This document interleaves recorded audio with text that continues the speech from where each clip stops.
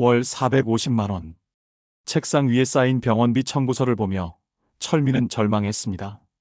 아버지 중환자실비, 어머니 치료비, 간병비까지 합치면 자신의 월급보다 100만 원이 더 많았어요. 여보, 오늘 병원비 또 나왔어요. 아내 영희가 청구서를 들고 들어왔어요. 이번 달만 700만 원이에요. 철민은 휴대폰을 들었습니다. 마지막 희망이었어요. 형, 아버지 수술비가 너무 많이 나와서요. 조금이라도 도와주실 수 있나요? 나도 힘들어. 사업 실패해서 빚투성이야. 내가 막내잖아. 부모님 모시는 건 당연한 거 아니야? 또 전화가 끊어졌습니다. 누나에게도 연락해봤지만 결과는 마찬가지였어요. 시댁 눈치, 교육비 핑계로 모두 거절했습니다. 석 달 전만 해도 평범한 가정이었어요. 아버지가 갑자기 뇌경색으로 쓰러지고 2주 후에 어머니마저 심근경색으로 응급실에 실려간 후 모든 게 변했습니다. 아버지가 평생 모아두신 3억 원도 수술비로 순식간에 바닥났어요. 가장 큰 문제는 형제들이었습니다. 큰형은 서울에서 변호사였지만 최근 사업 실패로 힘든 상황이었고 누나도 대기업 부장이었어요. 하지만 철민만 부모님과 같은 지역에 살고 있었거든요. 게다가 철민은 어려서부터 부모님 말씀을 잘 듣고 거절을 못하는 성격이었습니다. 형제들은 이걸 알고 있었어요. 철민아, 너무 미안하다. 어머니가 병실에서 철민의 손을 잡으며 말씀하셨어요. 괜찮아요, 어머니. 철민이 억지로 웃었지만 속으로는 막막했어요. 새벽에 병원에서 전화가 왔습니다. 아버지 상태가 악화되었다는 연락이었어요. 중환자실 앞에서 기다리며 철민은 깨달았습니다. 이제 정말 혼자라는 것을 말입니다. 가족회의를 하자. 철민은 더 이상 혼자 감당할 수 없어서 형제들에게 문자를 보냈습니다. 이튿날 병원 상담실. 세 남매가 마주 앉았지만 분위기는 싸늘했어요. 민호는 휴대폰만 보고 민정은 시계만 쳐다봤습니다. 형, 누나. 제 월급으론 감당이 안 돼요. 도와주세요. 철민이 준비한 자료를 펼쳤어요. 하지만 민호는 휴대폰에서 눈도 떼지 않았습니다. 야, 우리가 왜? 내가 막내잖아. 그리고 너만 부모님 근처에 살고 있잖아. 민정도 거들었어요. 나는 시집간 딸이고 형은 요즘 사업이 안 돼서 힘들어. 내가 가장 가깝고 은행 직원이니까 안정적이잖아. 그래도 친아버지잖아요. 친아버지면 뭐해? 민정이 냉정하게 말했어요. 언제까지 그렇게 돈 들여가며 치료할 건데? 나도 정말 힘들어. 민호가 일어서며 말했어요. 사업망에서 빚까지 있는데 어떻게 도와줘? 그리고 솔직히 너 성격에 부모님 못 버릴 것 뻔하잖아. 아버지 상태로는 회복 가능성도 희박하잖아. 민정이 마지막 한마디를 던지고 나갔어요. 두 사람이 나간 후 상담실은 적막했어요. 평생 믿었던 가족이 이렇게 등을 돌릴 줄 몰랐습니다. 휴대폰이 연달아 울렸어요. 은행, 카드회사, 학교. 모두 돈 얘기였습니다. 그때 간호사가 나왔어요. 환자분 상태가 악화되어서 추가 검사가 필요해요. 비용은 200만 원 정도. 철민은 벽에 등을 기댔어요. 이제 정말 혼자였습니다. 통장 잔고 10만 원. 형제들과의 가족회의가 실패한 지 일주일 상황은 더욱 악화되고 있었습니다. 은행 상담실에서 담당자가 서류를 펼쳤어요.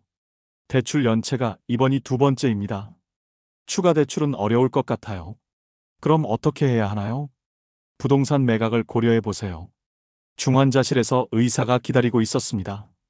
뇌사 판정을 내려야 할 것 같습니다. 생명 유지 장치에 의존해야 하고요. 월 300만 원 정도 예상됩니다. 철민은 벽에 등을 기댔어요. 지금도 감당하기 어려운데 비용이 더 늘어난다니요. 집에 돌아오니 영희가 식탁에 앉아 있었어요. 앞에는 빨간 글씨로 된 고지서들이 산더미처럼 쌓여 있었습니다. 여보, 이제 정말 한계예요. 영희가 고지서 한 장을 들어 올렸어요. 전기 공급 중단 최종 통보서였습니다. 그리고 수진이 학원에서 연락 왔어요. 이번 달까지 안 내면 그만 나오라고 해요. 당분간 학원을 끊어야 할 것 같아요. 그럼 애들 교육은 어떻게 해요? 영희의 목소리가 높아졌어요. 그때 방문이 열리며 중학생 딸 수진이가 나왔어요. 아빠, 우리 집 망한 거예요?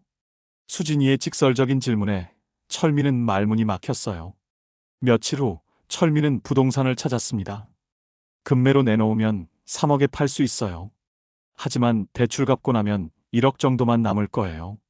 집을 팔면 당분간은 버틸 수 있을 거예요. 철민이 영희에게 말했어요. 그럼 우리는 어디서 살고요? 당신 형들은 뭐 해요? 영희가 소리쳤어요. 돈 많으면서 왜 안 도와줘요? 철민은 대답할 수 없었어요. 다음 날 금매 딱지가 붙은 집 사진을 보니 마음이 아팠어요. 하지만 선택의 여지가 없었습니다. 그런데 그날 저녁 예상치 못한 전화가 걸려왔어요.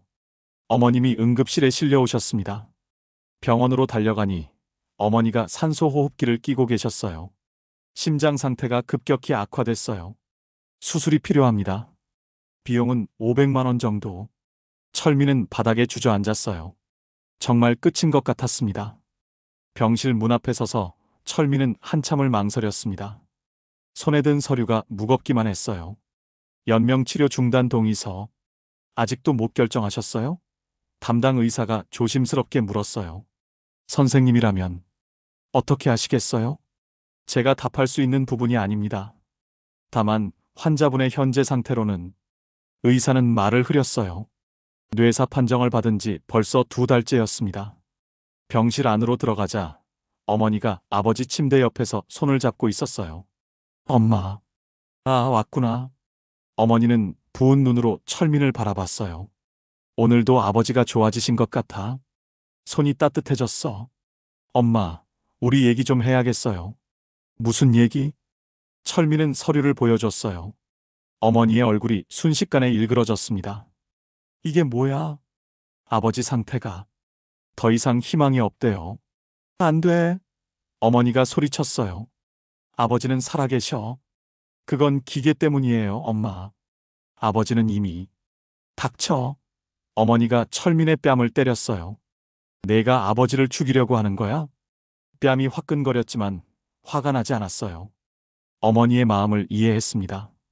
하지만 현실은 냉혹했어요. 병원비는 하루에 80만 원씩 나갔습니다. 벌써 2억을 넘어섰어요. 형들에게 마지막으로 연락해봤지만 역시 소용없었어요. 야, 그만 좀 해. 나도 빚 때문에 힘든데 어떻게 도와줘? 전화가 끊어졌습니다. 당신, 이제 어떻게 할 거예요? 영희가 병실 밖에서 기다리고 있었어요. 조금만 더 기다려봐.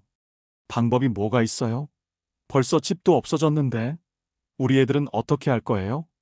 영희의 목소리가 떨렸어요. 당신이 결정 안 하면 저라도 해야겠어요. 애들 생각해서라도. 안 돼. 그건 내가 할 일이야. 그때 휴대폰이 울렸어요. 은행에서였습니다. 연체된 대출에 대해서 통지드립니다. 이번 주 내로 상환하지 않으시면 법적 조치를. 전화를 끊었어요. 더 이상 버틸 수 없었습니다. 병실로 다시 들어가자 어머니가 아버지의 손을 쓰다듬고 있었어요. 엄마, 아버지가 지금 행복할까요? 뭔 소리야?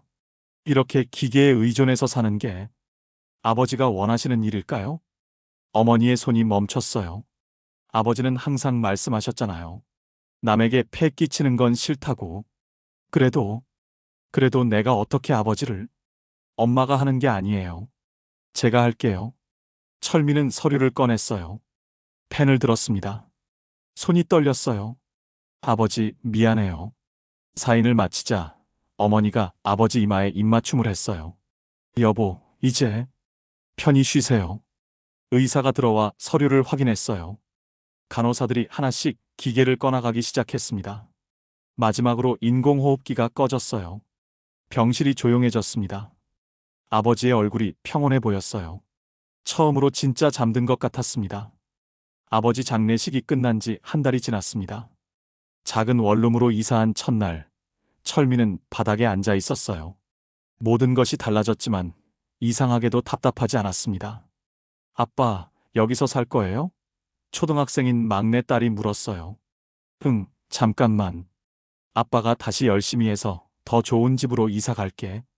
괜찮아요. 여기도 좋아요. 딸이 웃었어요.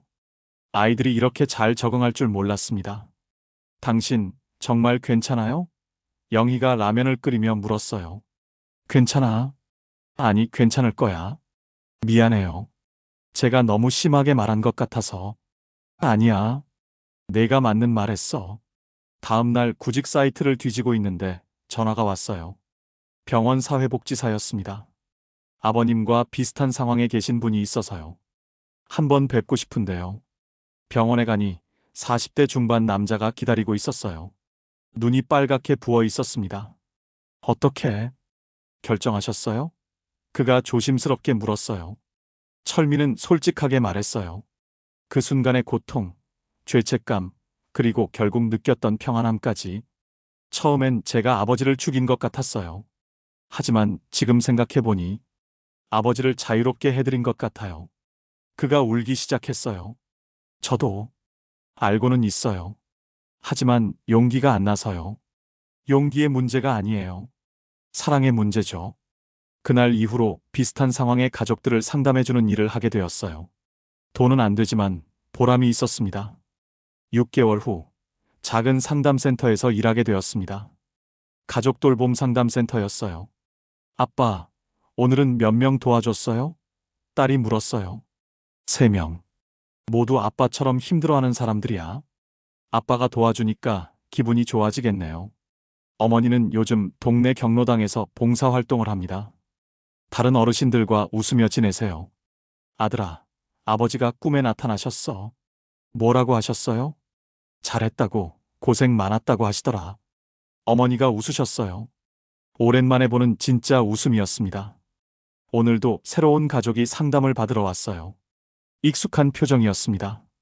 절망과 죄책감, 그리고 어찌할 바 모르는 혼란. 천천히 말씀해 보세요. 제가 들어드릴게요. 철민은 그들의 손을 잡았어요. 따뜻했습니다. 아버지, 제가 이제야 깨달았어요. 진짜 효도는 부모님을 붙잡아두는 게 아니라 때로는 놓아드리는 것이라는 걸요. 그리고 그 아픔을 나눠주는 것이라는 걸요. 창밖으로 봄이 오고 있었습니다. 새로운 시작이었어요.